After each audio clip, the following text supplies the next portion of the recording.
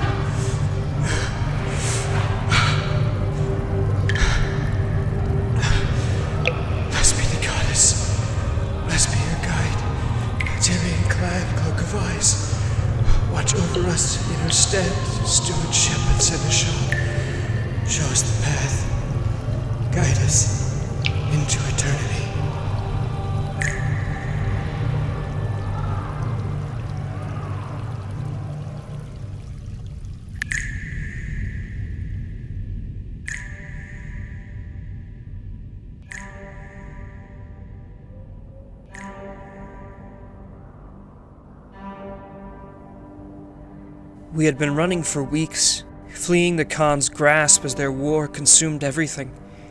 We expected our enemies. We did not expect him. A lone figure, little more than a mirage on the horizon. We could not find it in our hearts to turn him away. For who were we to deny a refugee his passage? But from where this lost soul roamed, we did not know, and he did not say. He simply walked among us, a ghost trailing our steps. I did not trust him. The others called him a blessing, a gift from the goddess, but I saw him for what he was. His golden hands were not those of a healer, but an omen, metal-dipped fingers meant for a death knell. His voice was too soft, too distant, like a whisper from something long buried. The way he moved, the way his amber eyes caught the firelight, they spoke of something no longer of this world. Yet the others followed him, clung to him, like drowning men to driftwood, never questioning what tides he might bring. I knew ruin when I saw it, but I had little choice. Hunger and fear make beggars of us all. That was all we were anymore. We were not fighters, not survivors, but he was. When the raiders came, he fought. When the desert threatened to consume us, he survived. One night I was awoken by shouts. I emerged to the hiss of arrows and the gleam of steel in the firelight. And there, between us and our enemies, was Zehmir, unshaken. I watched my people, farmers and craftsmen, take up arms alongside him. I ran. I ran until the world narrowed to stone walls and echoing breaths. there, in the silence, I knew I was a coward. So I prayed a coward's prayer.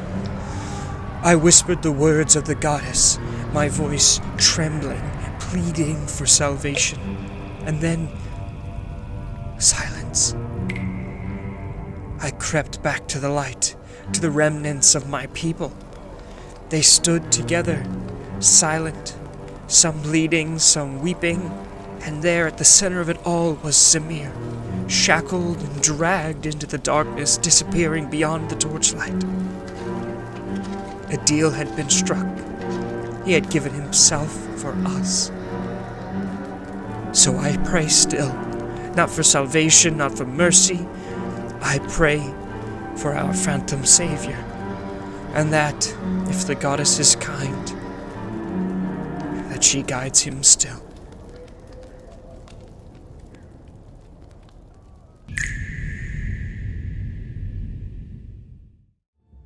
Okay, so I always love listening to that. That was a fun time. All right, so Jared, let's start from the beginning with Zehmir, shall we? What was the inspiration for Zehmir? For me, inspiration often comes from, stuff like music, or I hope you can't hear my dog barking while this happens. They can join too, that's fine. This freaking animal. They have something to say about D&D, obviously. I'm sure she does. She should have just been walked and should be quiet, but alright, that's great. Where would you say Zehmir comes from inspirationally? Was it music? Music for me is really important in inspiration, or was it a video game? Where did the idea of Zehmir come from? I'll start there.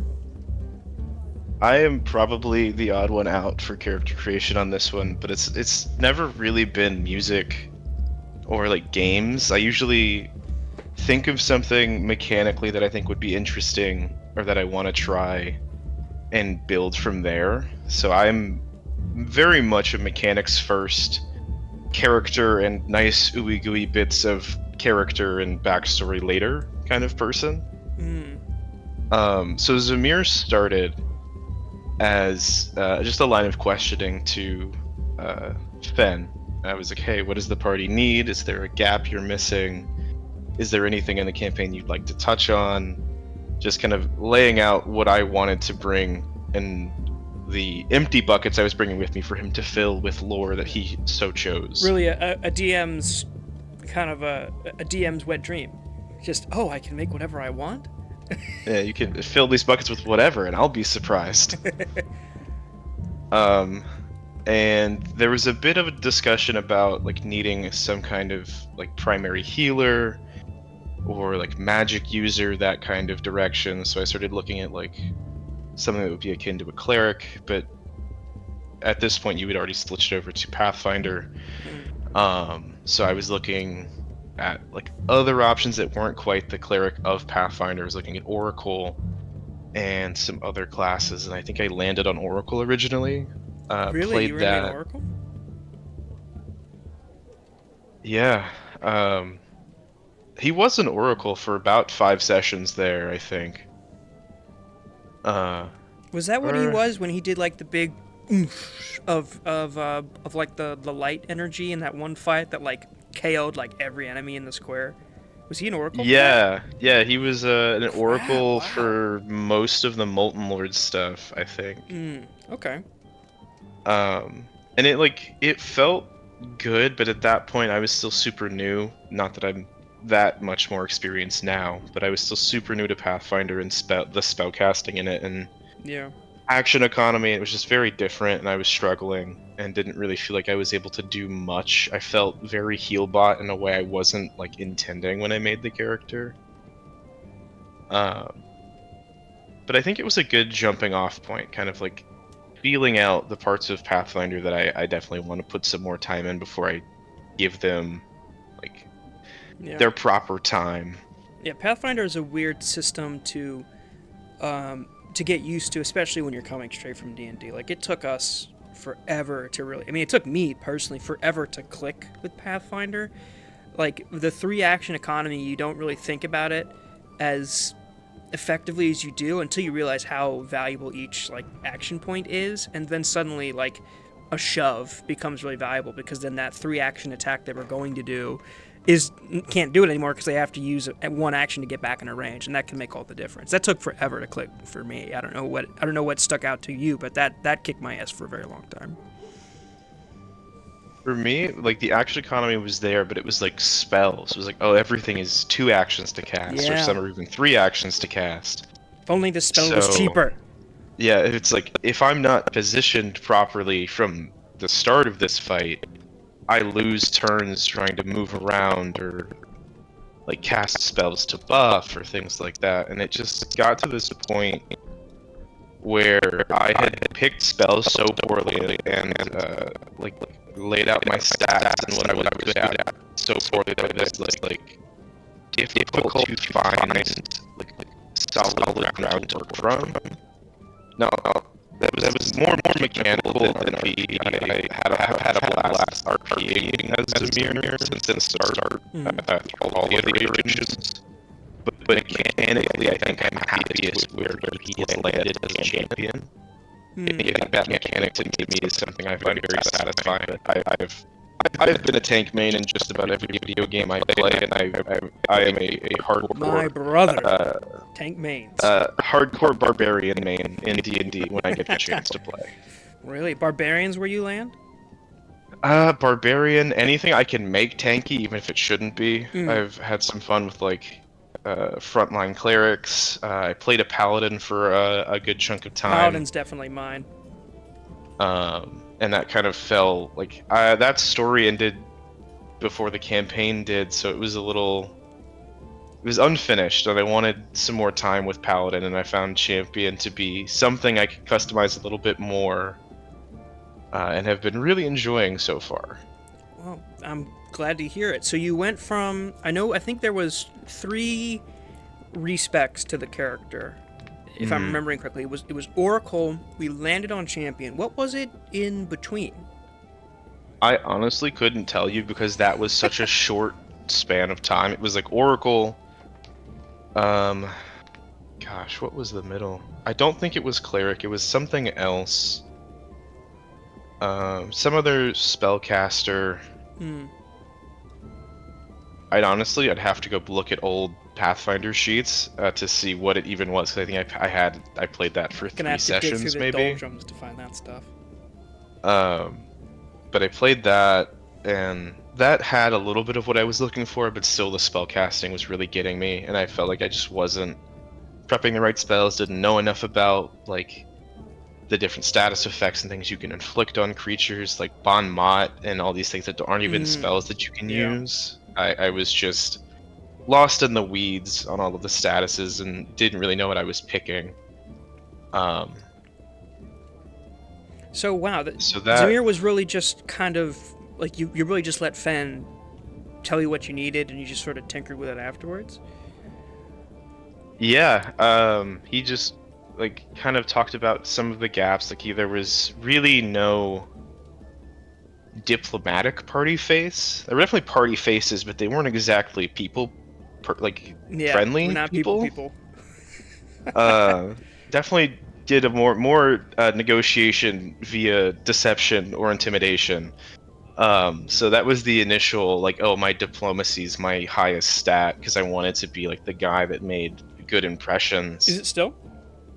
No, it is changed since then again because I felt like I was stepping on the toes a little bit of Vince, who is not the most charismatic character, but definitely tries to be a diplomat. And I kind of saw that line in where that could go, and I thought that would be a more interesting story to watch play out for someone else than try and just, I rolled a 40 diplomacy because mechanically my stats are better than his.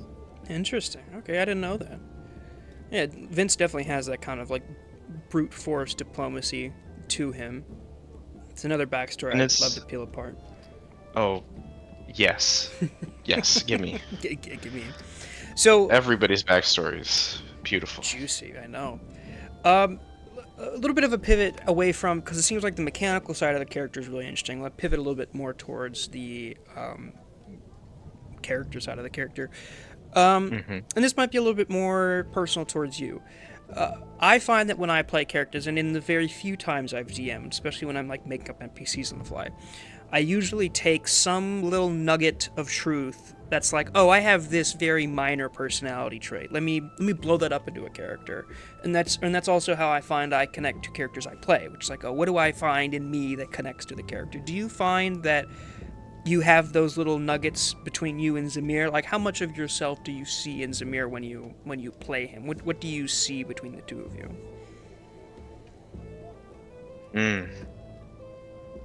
Honestly, he's one of the more distant characters. Really? Or he was.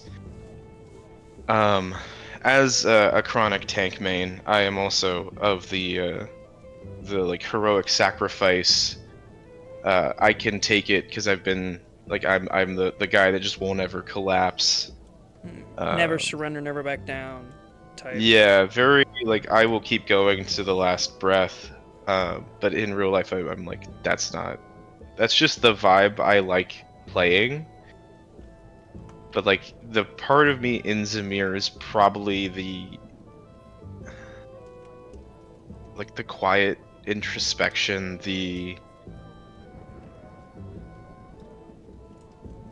almost like directionless feeling sometimes, because it's been a little bit of that for me in real life recently. I'm recent college graduate, trying to find a job. It's not really working out in my favor, so I'm kind of making ends meet, but I feel like a little rudderless right now. So having a character that is going through the motions, isn't like down and out or just without any hope, is just kind of trying to make things work with what they have. Right, yeah.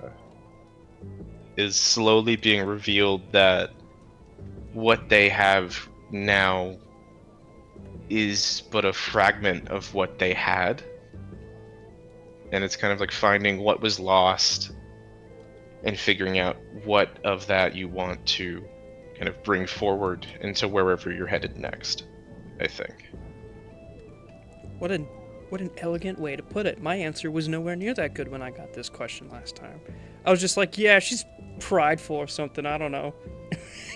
That's awesome, man. That's really cool. So do you think that has... let me think about this. I guess maybe this isn't automatically kind of a shot question, but did you have a goal in mind when you made the character? I mean, obviously you talked to Fen and you're like, what do you need? What narratively have you not touched on yet? And you played around that, and then mechanically you played around again. Did you have an arc in mind for the character in the beginning? Did you go, okay, they're going to start with this chip on their shoulder and then they're going to end realizing it was about the friends they made along the way type story? Like, did you have an idea of where the arc was going to go, or have you just kind of been along for the ride? In this instance, I've kind of been along for the ride. I wrote a little bit and worked with Finn in the initial stages to come up with kind of what he's been up to for the 2 years or so that he remembers that he's been awake for. And in that time, he's kind of just been this wandering like healer or wise man that's just helping people. I think and vagabond that was his is a whole great word. Truly a vagabond. His whole goal was just helping people, and I think even in the backstory, it's just is following his heart wherever it says to go. But hey, that sounds awful familiar. Weird, isn't it? Another character for next time. But hey, that's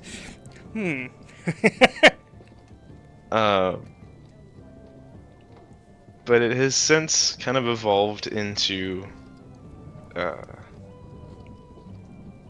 something a bit more serious, maybe more cynical. I'm honestly not sure what I'd use to describe it.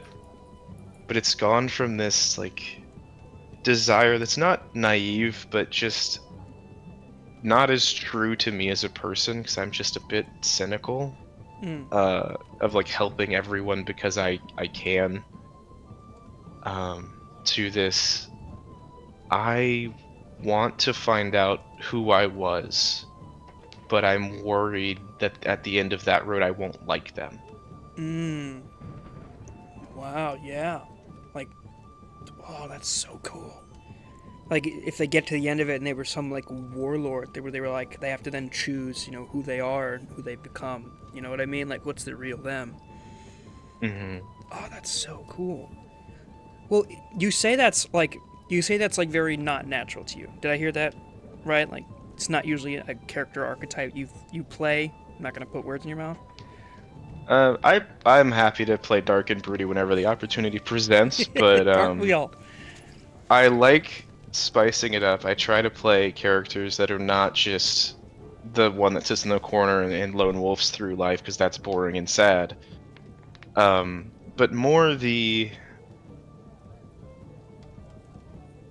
I guess in both instances, it's closer to myself than I think about too deeply, but it's more the kind of giving of oneself, even if there's nothing to give, burning the candle at both ends. I've had quite a few characters that have that through line now that I'm thinking about it. And this isn't shying from that path, it's just a different direction with it, I think. Yeah, like a different approach to it. Hmm. I was gonna say the burning at both ends motif or comment would fit really well when he was the more fire based character. It's a very Yeah. very clean through line there. Uh, I Go ahead. I miss the fire a little bit, but it is what it is. Okay. Very interesting. I'm learning all these things I didn't know. This is why I love doing this. Okay, last thing I'll ask in this sort of line of questioning about character. And I'll use an example with audio. I had a very sort of nugget of an idea. I like to make what I call like flowcharts for character, where it's like, okay, because D&D is basically, what is D&D if not like the ultimate like QA of a character, because you will inevitably wind up in a situation that you didn't expect, and you'll be like, shit, I don't know what my character's gonna do. And so every session is kind of that opportunity to kind of fill out the flow chart a little further. Like if this happens, do this, unless it's this, and then it makes it really easy to play a character from there. One thing I learned that I had to add to the flow chart about Ajay that I genuinely had no idea, had no inkling of when I wrote down the character and started playing her, was the thing about clothes. I remember it was like the first time we came to a city, and it was the first time Adya had money in her pocket for forever, and I was just like, how is she going to play this pride angle? And I was just sitting there, and I was thinking, like, what's she going to do at downtime? And I was like, oh, she was an ex-noble. She wants new clothes.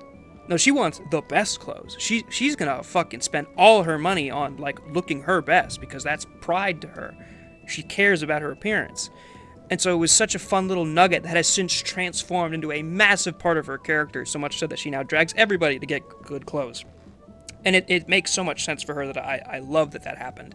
I wonder, is there a sort of discovering his clothes moment for Zehmir? Did you learn something about the character along the way that you were like, I didn't think about it, but now that it's there, holy crap, that's so perfect for him. That's like beautiful. What would you say, if anything, that you've learned about Zehmir through playing him?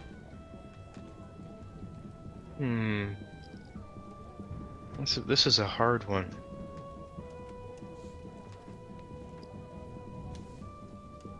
It can be nothing. Like you can say been pretty predictable. Nothing's really strayed too far out of the way of what you've expected. But I mean, the character itself has kind of changed over the course of a couple arcs. So I'm curious if there's been any like unprompted change. I won't say that it wasn't something I expected. It just wasn't something I was actively thinking about, and it's a little bit more mechanical than some character trait like pride. But when I changed to champion, it comes with this cause, and Zehmir's is obedience, which is an interesting like gray area of the champion causes, in my opinion. And I guess causes are kind of like paladin. I'm imagining they're close to like paladin oaths. Yeah, exactly. Okay. And it's about hierarchies, and like following one that is true is good, but being told what to do by one that is false is something that goes against your cause, like heavily. So it was just something that was floating around. I hadn't really paid that much attention to it because it'd never been really important. But then we got to the sinkhole in the jungle, and we were fighting the Condor Gang. And the whole time, I'm sitting there just thinking, like, thoughts spinning in my head about what angle would my character kind of take this with the knowledge, like, in thoughts and feelings that are his own, but at the same time are outside of him, that are now, like, coming in, that are being remembered. Yeah, you did disappear like a couple times when we were at base, and we'd have to come and get you. Yeah. Is that what was happening? Yeah, it was like kind of fighting the, not urges, but the thoughts and the kind of conflicting ideals and emotions. Because to Zehmir, these people that are being hunted for sport by this gang, Yeah. where before he would have wanted to help them first and foremost, it turned into this desire to strike down the gang first and foremost, because they were a false hierarchy abusing their power. Like a sort of like a righteous fury beyond protect, but also destroy kind of angle.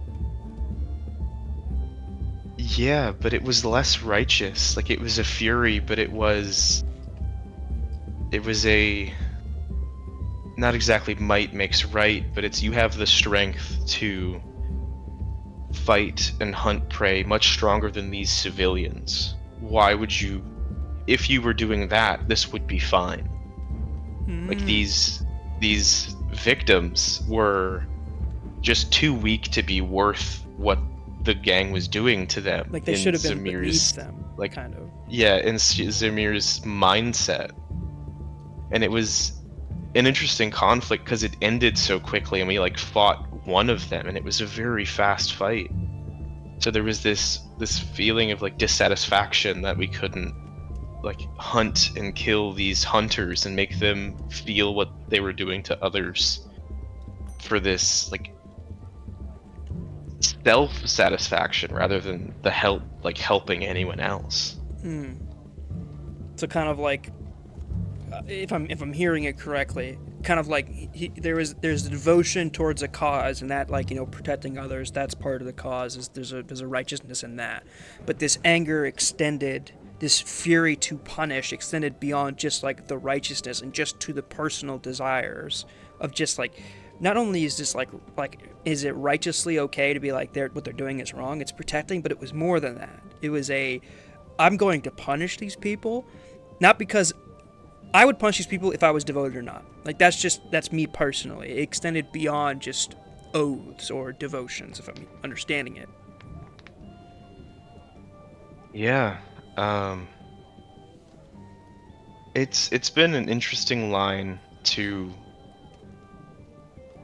kind of play with myself, but it's even less of that protecting ideal. It's like that happens as a result, but it's not the goal.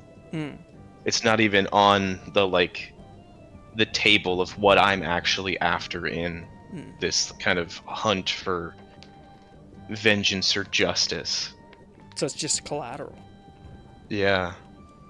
That's really interesting. It's even more interesting when you consider that, like, Zehmir was like this figure that is feared by elves of all people. So it almost kind of sounds like unintentionally or otherwise, it's almost like you're feeling the desires of an old you, kind of still, like, just something that's so intrinsic to who you maybe were that, you know what I mean? Like, it feels like a second person. And especially now that you know there was a second person, it's like, oh, how much of this is them and how much of that is me? That really, that plays in so well with the whole, like, will I like that person, right? Because, you know, sure, you're doing it for a good cause, but like you said, the goodness of it is collateral. You're just here to wreak vengeance, because that's, like, fuck these people for what they do. Ooh, that's good. I like that. I am very excited for this upcoming arc. Yeah. And Fen messaged me because we had that moment at the end of the sinkhole kind of mini arc where we were like sending messages about our like thoughts and feelings on it Mhm. as characters. And I was like, Zemir's frustrated, just point blank period. He's incredibly frustrated at how quickly this ended. He's unsatisfied. And I kind of explained why, and he was like, "Oh, you're gonna love the next arc." So it's gonna be really interesting to have this like subplot of in Zemir's kind of like conflict of self. Yeah. That's like, I want to raise this city, but not because of what it's doing to people, but because it's a false hierarchy. It's an abuse of power that shouldn't be allowed. Yeah. Holy dude, seriously, kudos to you, because that frustration, maybe it's just the way kudos to the way you played Zehmir. It hasn't come out. Like, you've really, that has not, and perhaps it's my ignorance here, but that hasn't come out from Zehmir yet. Like, I have not actively heard Zehmir sound frustrated. I've not heard him express that. So it seems like is it something you're sitting on, or is it just something that I miss? Because it feels like he's always been this like super even keel character to me.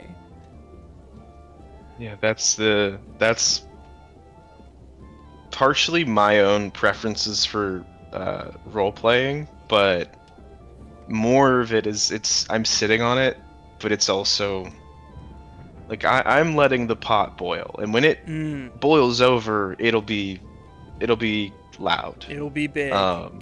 Yeah, but it is also like he's sitting on it, and it's definitely like there's some fear in there too. Fear? It's still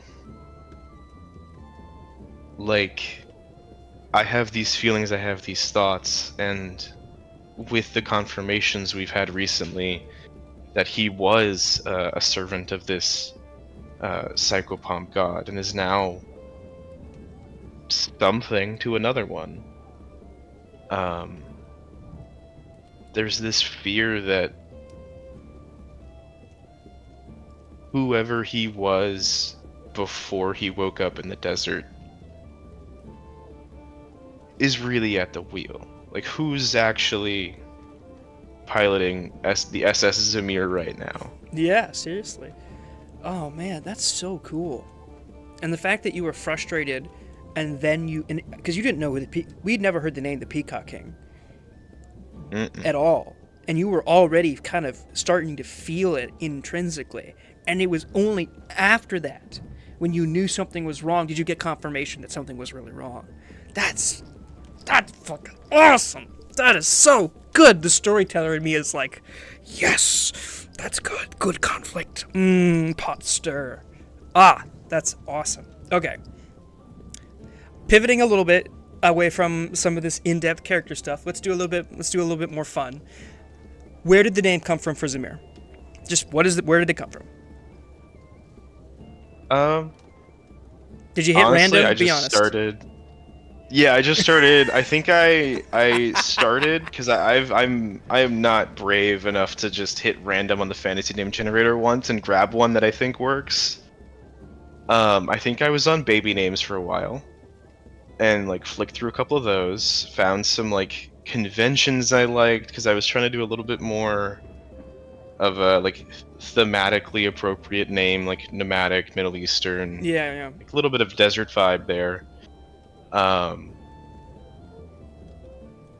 And just kind of played with baby names for a while, and then kind of cobbled something together that I thought sounded good, especially if it was going to be like, I am just Zehmir. There is no last name, there is no title.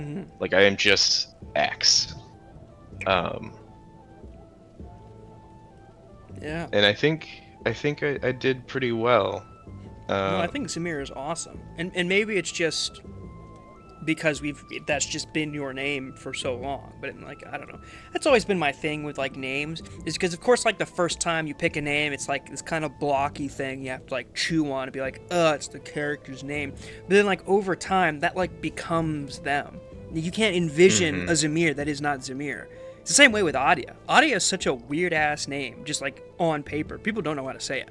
For the first point, people would go like Adia, like they're doing a Key and Peele skit.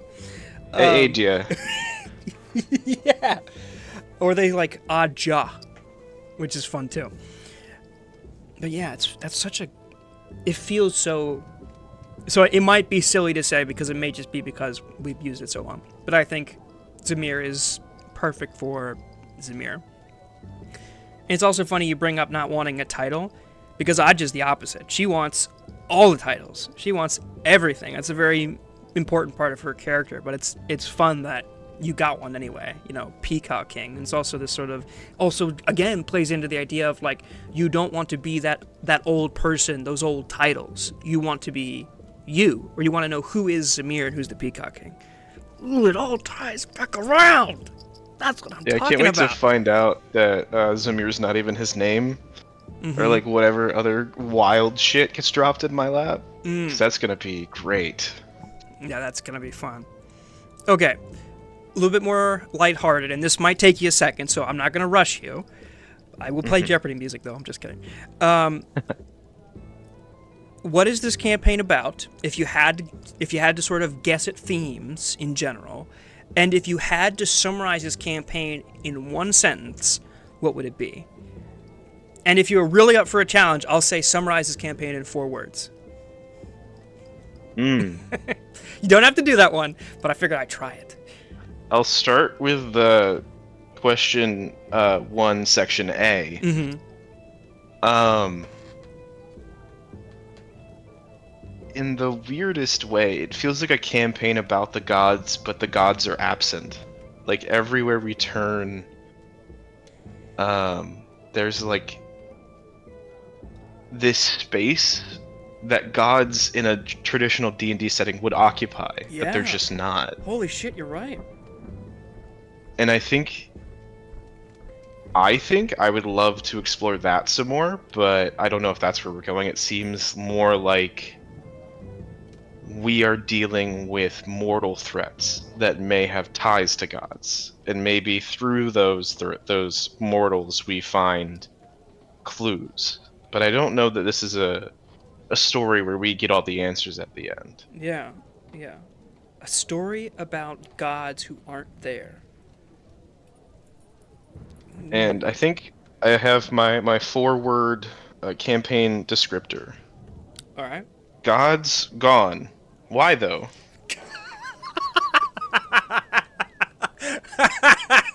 God's gone, comma, why though? That's actually perfect. I love that. But you bring up a really good point, right? Like in most D&D stories, gods feel pretty hands-on, right? Like there's almost always a paladin, and there's almost always a warlock, or there's one of the two in a party composition, or there's a druid, and every single one of those characters is very deeply tied to their realm or their gods, especially for paladin and warlock. Like in those characters, if you fuck up an arrangement, you lose your powers, right? Like if you fuck up the oath you struck with a god, you lose that. You're carrying around their symbol, especially if you're a paladin. And in this campaign, we have similar bargains struck. But it's very much like... And Fenn's actually said this multiple times, because especially with Adia, who's constantly, for a lot of the beginning of this campaign that unfortunately you weren't here for, I was playing this sort of... there's this insecurity to Adia. I'm sure you have not missed it. That sort of accents a lot of the arrogance she puts out. And in the beginning of the campaign, she was constantly sort of trying to connect with the Skyfather, being like, yo, is this what you want me to do? Just point me where you want, boss. She was not, she was not in a place where she was willing to be on her own, which was an interesting angle to play for me. And Fenn, every time I reached out, Fenn would not give me answers. Like, the god never spoke to her. And he was always like, there's a feeling. There's an impression. Or it was something along the lines of, I think if I quote him, it was like, yes, the god gave you this power, but from here on out, it's on you.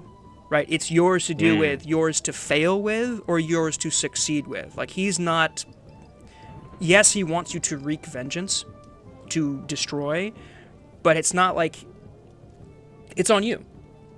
And I think that plays perfectly into what you said, which is that it's a god... absentee gods, right? You constantly stumble across temples and monuments to gods, man-made and not. But, like, none of them are here. They're, like... Maybe it's just the way of the setting of the story where gods are more like elemental forces. Like, how do you connect to a god who is more akin to a storm or more akin to just the water, right? They're not as easily personified. I think actually your conversation in the realm of death is the first time a character in this game has actually conversed with a god and someone spoke back. Like, I'm not even kidding. I think that's the first time that conversation has ever happened. We've had brushes with gods. I mean, even when Kepri died, she was just in the realm of death. She didn't speak to anybody. So I think your conversation is actually the first time. As funny as you say, it's a story about absentee gods. Your gods, or the gods you spoke to, are the first gods to speak in this entire campaign. And I think it's even more interesting that the one that has reached out to speak with us is a being of mending, of repair. Yeah. Holy shit. Fucking yeah. Ooh, so many cool things. Oh my goodness. I'm a kid in a candy store, man. Holy crap. Okay. I thought about that. I was like, I don't think Adi has ever talked to the Skyfather, like, face to face. Nope. Not fucking once. Only ever impressions and emotions. I remember right after Kepri died, Ajid, it was the first time she did the thing that where she like boosts her spells at the cost of her life, force.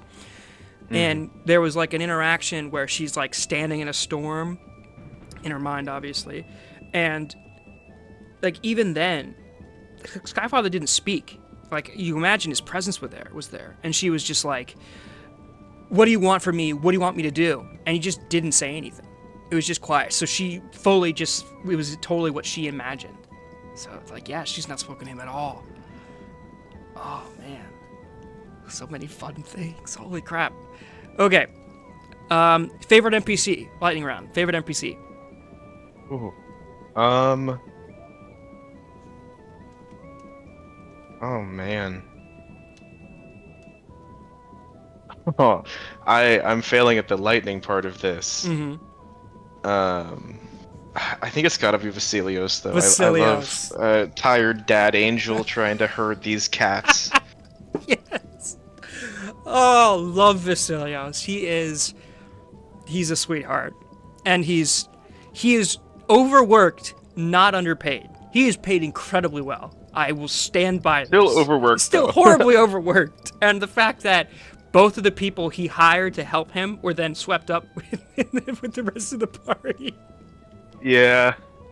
Yeah, we're like, oh, we'll help you, and then immediately left. Mm-hmm. You know,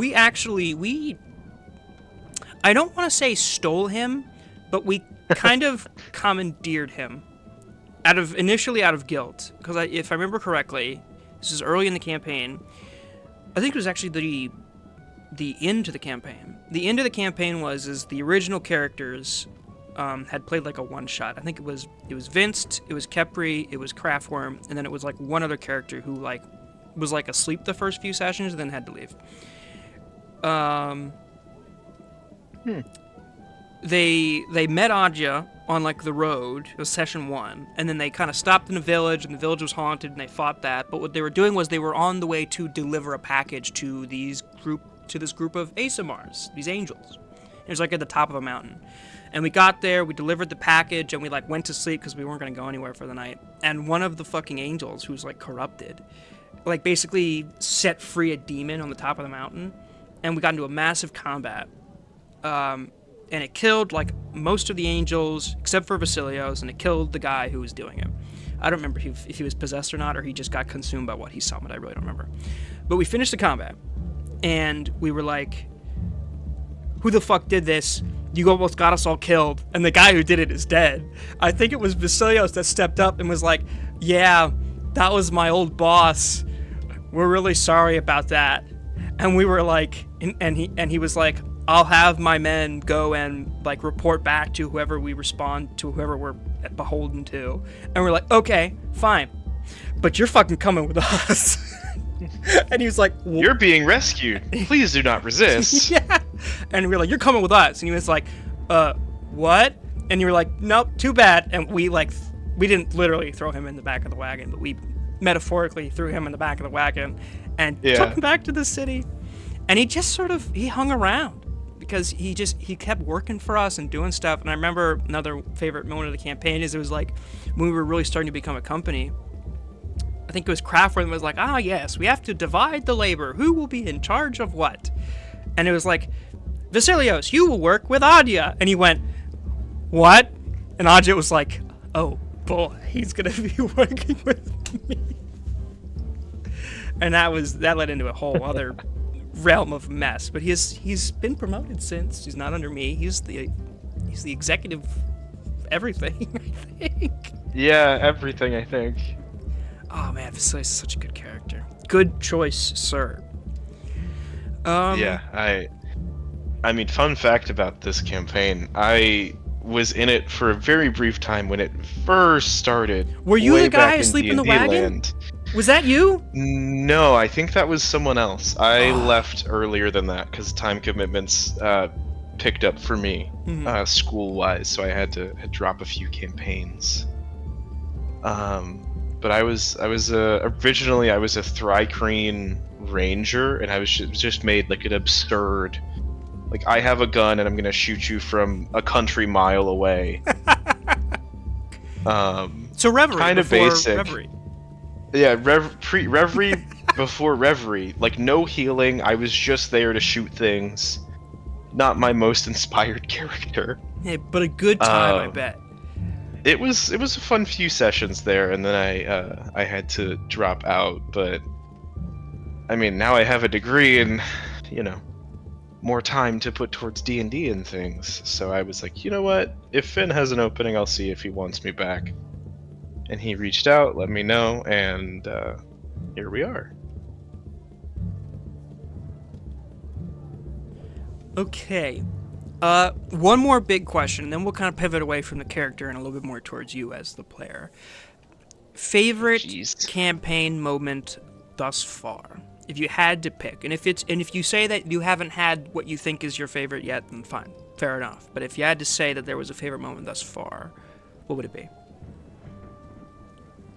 And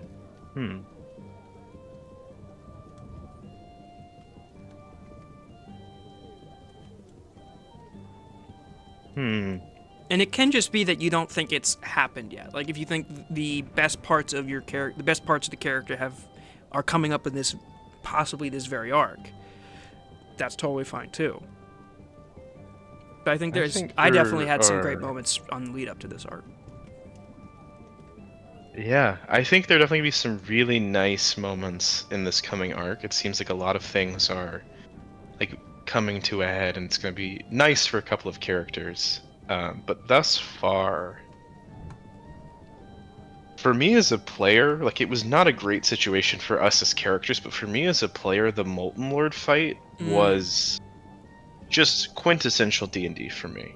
Like it was a big monster, lots of little guys, a pretty lengthy combat, but it never felt like it was getting slow. I think it was 3 sessions. And then worth of combat. And then the like chef's kiss of party dynamics shifting and inter-party conflict and emotions. Yeah. It was a good time. Yeah, Adja really yelled at you. I was just really pissed. It's weird that my favorite session was getting yelled at, but I'm here for the emotions and the drama. Yeah, aren't we all, man? Roleplay junkies.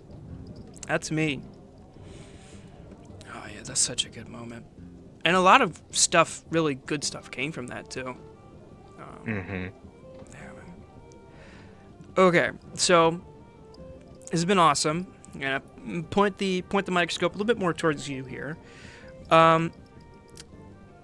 What would you, just as a general, just sort of setting up context-wise, what would you say your experience is with D&D and TTRPGs and such? Because, like, for me, when I started this campaign way back when, I think I'd only been in, and I'm only counting like an actual like campaign as a campaign that exceeded like 10 sessions, because anything below that is just like a really quick one shot, I feel like. Before this one, I had been in at most 2 actual sessions, 2 actual campaigns. Like that was it. I played a monk and I played a paladin. That was it. And so this was my first real experience playing a D&D campaign over a long term. What was your experience when you came into this? How long have you been playing Dungeons and Dragons? I picked it up. I think it was probably the summer before my freshman year of college. So way back in the pre-COVID times. Before the Great Plague. Before the Great Plague, truly. I grew up in a place where it was like you had friends online or you went to the one restaurant in town to talk to them. Very small. Thankfully, I was on the side of that where I was more into video games and the more like nerdy hobbies than I'm going to watch the school football team again. Oh boy. And I Really excited funnily about that one. funnily enough, I through like summer jobs stumbled upon campaign 2 of Critical Role. Just out of nowhere came up. A prime Critical and Role, at the time, if I can be yeah. opinionated here. Oh, 2, I have opinions, but I think I have gotten to the point in campaign 3 that I'm hooked. Like they got me. I'm in for the long haul on this one too. But I started with 2, and I don't regret it for a second. I had caught up, so I like caught an episode on YouTube, watched all of the ones there, but before realizing that it was like a live show, and then did more research and found all of campaign 1 on YouTube. And the job I was working at the time let me just be on my feet and working all day with earbuds in. I didn't care. So I binged campaign 1 in probably a couple months. That's a lot of time, by the way. Yeah, it was a lot, but I fell in love with those characters. Like that was my like true introduction to D&D, and then I was like, man, I want to play this game after watching a few episodes of that. Kept watching that all the way through, watched all of campaign 2 from like episode 30 on live, which was a treat. And I picked up D&D pretty quick after I started watching. Introduced it to our friend Garrett and my younger brother and his. You introduced it to Garrett? I did. That's I actually crazy did my lore first for me. DMing.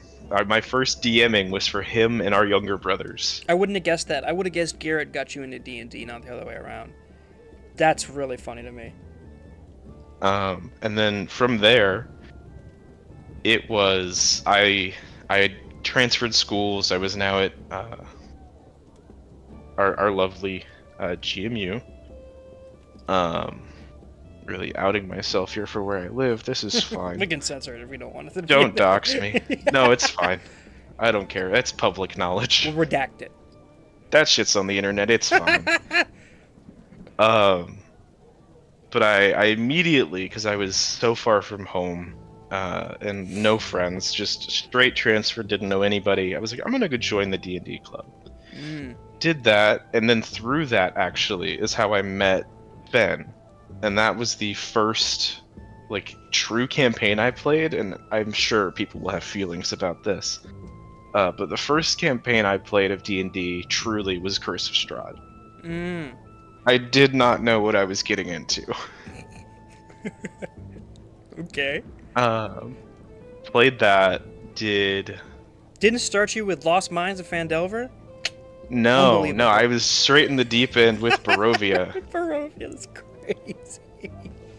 And it was Fenn's Barovia too, so it was not by the book. It was so much stranger and more dangerous. Barovia, I'm sure. So that was a thing. I did some homebrew games with people I met from that campaign who wanted to run stuff, and then from there it kind of blossomed out into. I at one point I think had 4 or 5 games of D&D. Jeez. So played that. Played a good number of campaigns. A lot of them died out pretty quick, unfortunately. But I have played Strahd twice and killed Strahd neither time. But I have left Barovia, so I don't know if that counts as a win. You got one victory, yeah. I count it. Most people don't get out of Barovia at all, let alone try to kill Strahd. Yeah. Didn't do a lot of DMing in college. Just didn't really have the time. I played Masks. I don't know if you're familiar with that system. It's like a superhero system. It's the Kids on Brooms or Kids on Bikes. It's similar to that. It's like a 2d6 system where you play superheroes or like Young Justice level superheroes. It was very fun. Okay. Like that was a treat to play. It was a nice step away from D&D to something far less rules heavy. And then we came back to D&D.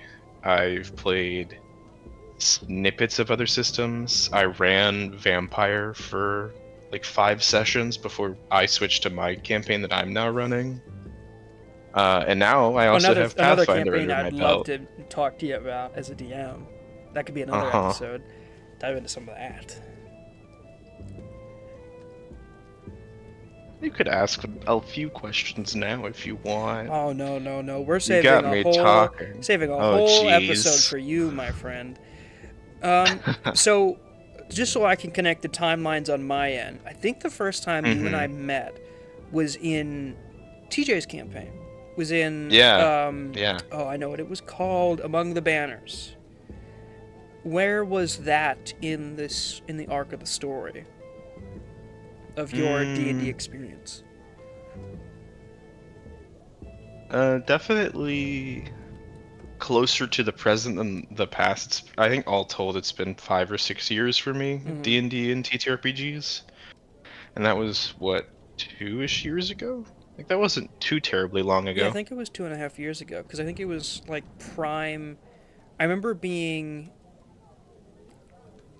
the campaign started when we were in COVID, and then I remember it finishing while I was in a dorm room, which meant I got back from COVID. Yeah. Yes, I think it was like 2.5 years ago. It was interesting. It was... I knew he was running stuff on the side, but then he just kind of reached out to me out of the blue and asked me to guest, and I was like, sure, what do you need? And he gave me a rundown and gave me his custom classes and races. I was like, I'm gonna play a giant barbarian because that sounds fun. Yeah, dude. Bread and butter. If I don't know what I'm doing, barbarian. Big man with an axe. Don't gotta think too hard. Exactly. Nice. Okay. Little less easier here. A few more questions. I'm not asking you to self-report yourself here. This is just all in good fun. But if you had to say, what is your strengths and weaknesses as a player? If you had to put it out there. Like, for me, my biggest strength and weaknesses is my lack of patience. I want to go. I love being the button pusher. I love being the guy to not sit there and wait. Because, you know, we're here for like 4 hours. We don't want to waste too much time, right? As long as we're doing something fun in that time, then fine. But if we're just debating about why not to push the button, I'm just going to be pushing the button. What would you say if you had to say? Strength and weaknesses. Strength, I think. I really enjoy yes-anding, so any roleplay opportunities, I'm just gonna keep that ball rolling. Honestly, probably too far in some occasions. There were some times in my early days where I got caught RPing with TJ, and we'd be at it for an actual hour. For the DM was like, guys, we gotta move on. We gotta go. Weaknesses? You could just say you don't have any. Two. That's an option. Oh yeah, that would be so true to myself and my egotistical ways. I'm the perfect player. I am the perfect player. I have no problem. You are lucky to have me here. Exactly. You are lucky that I grace your table. I I think I have two big ones. One of them is more of like a personal thing I've noticed about myself is I'm a little kill hungry. Like mechanically, like I want to kill things, and like sometimes I like there's a twinge of like, man, I wanted that kill, like that weird like COD energy of like you stole my kill. A little blood injury, a little A, bloodthirsty, a little a little KDA bit, a hungry. little bit. Yeah, even when I'm playing like nice characters, I'm like I want to kill things.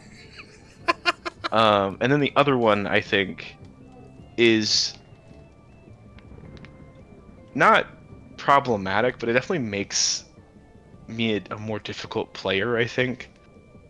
I want to know everything. Like I'm a big note taker, so I like having all of the red threads connected before I like act on anything. So I'm definitely like your worst enemy. I think you and me combined probably make Fenn's life a living hell. Because I will always ask him for a name, and he hates me for that shit. Like, what's this character's name? And he goes, fuck you. Just fuck And you. then I ask how to spell it so I can have my You go, notes right. from what region is that name you're about to make up from, DM? Yeah, exactly. Could I like get some etymology on that name and like the cities of origin? Oh, yeah. And it's so funny because I'm the opposite. I'm a horrible note taker. Like, my notes are just a mess. My notes more or less wind up just being stream of consciousness, like, on the page. Like, I've looked back on previous notes, and it's just like, there's a guy in the tavern. His name is Bob. Fuck Bob. And then it's just like, next paragraph. Like, it's just, I'm horrible at notes. It's been that way since school, and it has not helped me. So, my notes are either a mess or I don't take them, unfortunately. Everyone I show my notes to is amazed and horrified because I used to do physical notes when I played in person. And I have been informed that my handwriting is tiny and immaculate. So I write real small, but it's real neat. But I get to the point where I like indent things. I have bullet points. I bold things. Like I don't have notes on things because I was typing other notes and making them look fancy. So Google Docs is my blessing and bane because I will be using all of my options for organizing my notes, but by the point I organize, I've lost a couple of sentences of lore. Yeah. Interesting. Yeah, polar opposites, man. Okay. Kind of a little bit off of the piggyback here. Biggest pet peeve as a player. What gets your goat sitting at a table? And again, I'm not asking you to self-report yourself here. It's all in good fun. But I'm curious.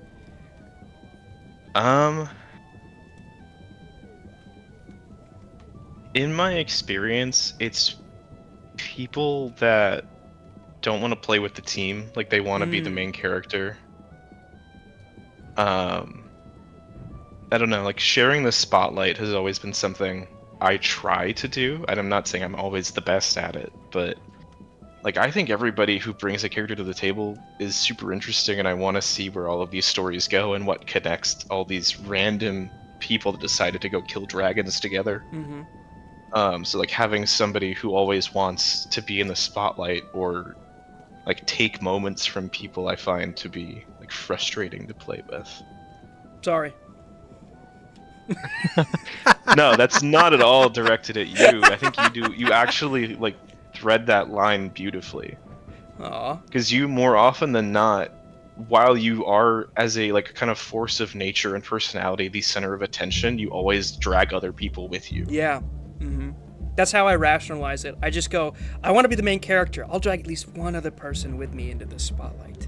And that's all you need to do. Like, it's honestly, even if you drag someone there whose whole RP interaction would just be like glaring silently because they were dragged into something they didn't want to be involved in, you've suddenly made it a scene with two characters, not just you and the DM talking back and forth. Yeah, 100%. I love, like as fun as RPing, at least for me, I don't know if you feel the same way, as fun as like RPing can be in that sense of like like describing what they do. You know what I mean? Where it's like, I'm sitting in a room and I have these emotions and I do these things and I do it because I feel this way. As fun as that is and really like illuminating for a character, I would prefer like 100 to 0. Prefer that information come out in like a natural like RP way. You know what I mean? Yeah. Like I'd love it to be like, rather than just me saying, like showing not telling, rather than me saying my character's angry, I would much rather say, like if I had to settle, I'd be saying she grits her teeth and she fucking blows a hole in the wall. I've done that. I would prefer equally more to be like she snaps at a character. She goes like, who the fuck do you think you are? Blah blah blah blah. That is like night and day difference to me, because not only is it involving other people, but it furthers the story in a way that doesn't have to be like so bog standard, like, oh, I feel a way, I'm doing a thing. And again, I've done that. There's nothing wrong with it. But it's just, we're here at a table and we're with all these wonderful people and characters. Let's get in there. Let's stir the pot a little bit, Instead of the like, you're looking through the window, the cutscene, you see like the relationship web spread out before you. Like, this is all wonderful information, but if you can't communicate it in character through actions or words, I don't know that it's like that important. I don't know if that's drastic. But it's like, if you're finding it hard to express that in a way that you can describe through actions or voice through your character speaking, then maybe there's an effort to be made there to find a way or figure out how to tweak it or tool it so that it can be expressed that way. Yeah, exactly. This is the great thing about D&D. It's like, it is the litmus test for character, and not just character, but like character writing. Like, how do you describe the way this character feels without just saying it, right? You have to, describe it with your action. I think it's a great way to foster a good like mentality towards writing, because writing is almost always better when you show don't tell. You know what I mean? At least in my opinion. Okay, I got one more question for you. This has been great. One more question for you to wrap this up. Why do you love these games? Why do you love Dungeons and Dragons? Why do you love TTRPGs? Hit me with the inspiration. Why do we do what we do, Jared? Gosh, that is a hell of a question. That's why we save it for you. Yeah, I mean, kudos for that. Just, all these questions piling up, and then you forget that you have a boulder in your back pocket. What? No. No. This is probably going to be long-winded of me, and I apologize in advance, but I have my feelings about this. Go off. I play this game for a couple of reasons. Initially, it was just like another format for a video game. I was able to like play with mechanics and have a character I control go through and do the things I want to do in a scene or a setting, what have you. And then I found Critical Role, which sounds so cliche, but I saw what these other people were doing with their characters, and since then I've branched out to like D20 and a handful of other actual plays and snippets of other things online. And I've seen like the way that people can tell these stories with characters that I don't think any other media can really capture yet.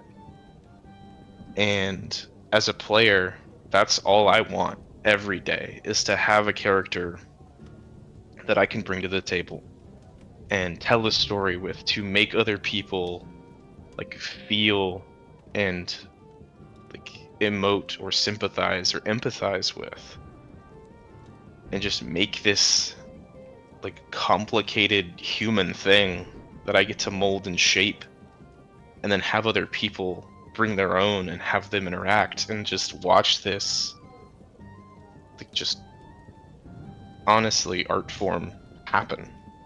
And then as a DM, it's just And that dialed up to 10, it's like a love letter to my friends. Like I include all these things I know that they enjoy doing in D&D, like big monsters for some people, or specific settings, or environments, or types of encounters. It's all like an act of like giving and appreciation of the people giving me their time. Yeah. How beautiful is that, huh? That's pretty good. I like that a lot. That's why we do it, man. And if we're lucky, we have fun. If we're lucky, we have fun. Well, Jared, I want to say, we're winding down here. It's been an absolute pleasure to have you. I thank you again for taking a bit of a chance on this. I know I kind of threw this out at you guys to just, this crazy, let's try this thing idea, and I appreciate you being the guy to take the first step with me. Again, it really means a lot, and thank you so much for coming on. I've had an absolute blast with you. Of course, thank you for having me. I am glad I took the leap. It's been a delight. All right, well, I'm glad to hear that, and I'll just go ahead and say that to everyone else listening, thank you so much for tuning in, and just as much as I was happy there'd be a first episode, I'm equally happy there'll be a second, and I'm equally hopeful that there will be a third. So I'll just say thank you, Jared. Thank you to everyone who's listening.